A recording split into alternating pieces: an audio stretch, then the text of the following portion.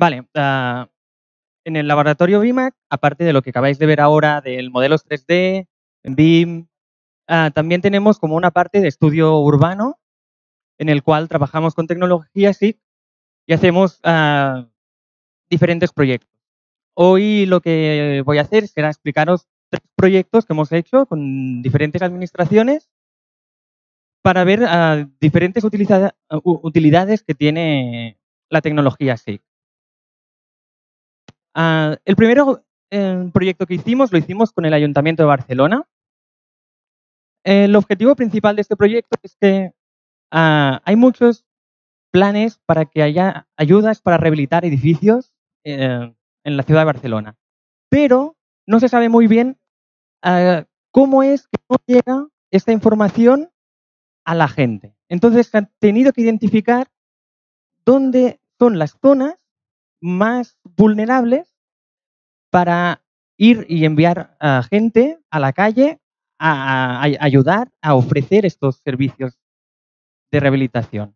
Entonces, lo que hemos hecho es hacer un mapa de la vulnerabilidad de Barcelona. ¿Vale? Muy bien.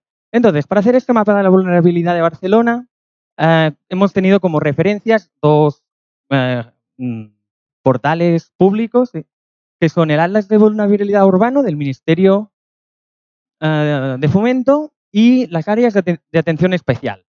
Estos proyectos lo que hacen es simplemente coger datos y publicarlos, sin ningún tratamiento. Nosotros lo que hemos hecho es ir un paso más allá y hacer un estudio multicriterial en el cual, a partir de diferentes indicadores, que no se llegan a leer, pero bueno, iremos viendo, a partir de diferentes indicadores, junto con en una tabla de expertos, había gente del ayuntamiento, había gente de diferentes universidades, en las cuales se establecieron unos criterios para establecer cuáles eran los indicadores que nos permitían establecer esta vulnerabilidad en un orden, ¿no? Más que un valor, en un orden.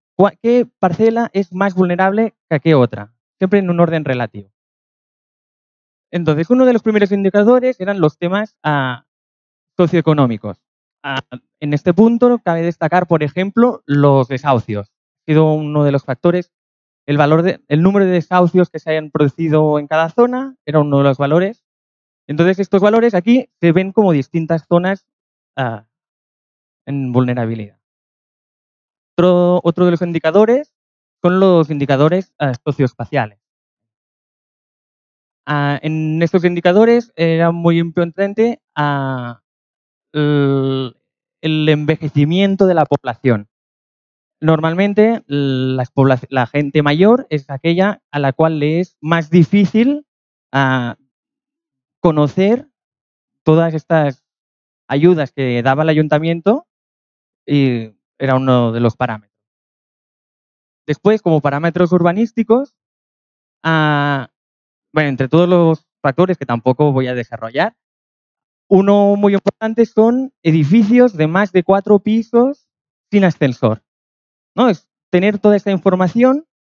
Una persona mayor que viva en un piso de 4 pisos sin ascensor es un claro caso de vulnerabilidad, que van a querer llegar a ayudas del ayuntamiento para poner ascensores, por ejemplo, ¿no? Es la importancia de llegar a la gente.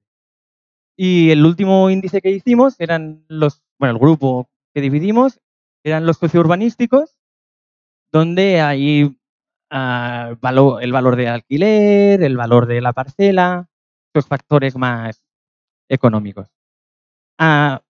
Entonces, uniendo todos estos indicadores con los pesos que habíamos hablado anteriormente, con los expertos y técnicos, y así se creó lo que es el mapa de vulnerabilidad. Este mapa de vulnerabilidad delimitamos 14 áreas en las que hay más posibilidades de que haya gente vulnerable que no es capaz de llegar a estas ayudas del ayuntamiento. Entonces, a partir de aquí, el Ayuntamiento de Barcelona ha enviado gente puerta por puerta, ¿no?, para intentar hacer un paso más, digamos. Hemos hecho nosotros un estudio a nivel de toda la ciudad para que entonces el ayuntamiento hace un estudio puerta a puerta, pero hay que focalizar dónde es cada una de las dificultades. Bueno, aquí una de las cosas importantes es toda la información. Es muy difícil encontrar información. Y después, la organización de la información, cada administración la estructura distinto. Tenemos que hacer un paso más a que la información sea pública, cumpla unos estándares, porque, por ejemplo, este proyecto lo hemos querido llevar al área metropolitana y cada ayuntamiento trabaja como quiere. Es un factor, ¿no? Con los ayuntamientos hay que trabajar conjuntamente, colaborativamente, porque al final tener información ayuda a después poder hacer políticas que beneficien al ciudadano. Es importante en este sentido. Después, otro proyecto, digamos, menos social, este sería más, bueno, menos social o tampoco, porque es el problema del turismo. Digamos, estamos en un problema de sobreocupación del espacio público por el turismo y entonces se ha hecho un estudio de cuál es la ocupación del espacio público por parte del turismo y también de los bares y restaurantes que tienen terrazas que ocupan, ¿no? Que privatizan el espacio público. Eh, digamos, en este caso, en este proyecto, lo que hemos hecho ha sido estudiar diferentes factores, como son, por ejemplo, la tarjeta Hola Barcelona, que utilizan muchos que vienen a visitar la ciudad, o el número de visitantes de los distintos puntos turísticos, para intentar establecer cuáles son las zonas donde la presión turística es mayor en nuestra ciudad. Otro punto que se ha intentado es localizar cuál es el uso de locales en planta baja en toda la ciudad de Barcelona. Entonces, si localizamos lo que son los locales de servicios, están muy dispersos en la ciudad y normalmente muy vinculados a algunos centros como mercados, pero de forma difusa. En cambio, si lo que cogemos son solo locales comerciales, se empieza a ver cómo hay ya ciertos ejes que van como cogiendo como más relevancia, ¿no? Por lo cual ya se ve que hay una concentración mayor de la ocupación del espacio público. Si en lugar de servicios nos centramos ya en lo que son bares y restaurantes, aún se visualiza más lo que es esta presión en ciertos puntos. Y a partir de aquí se caracterizó cuáles son las calles que tienen un uso más intensivo del espacio público.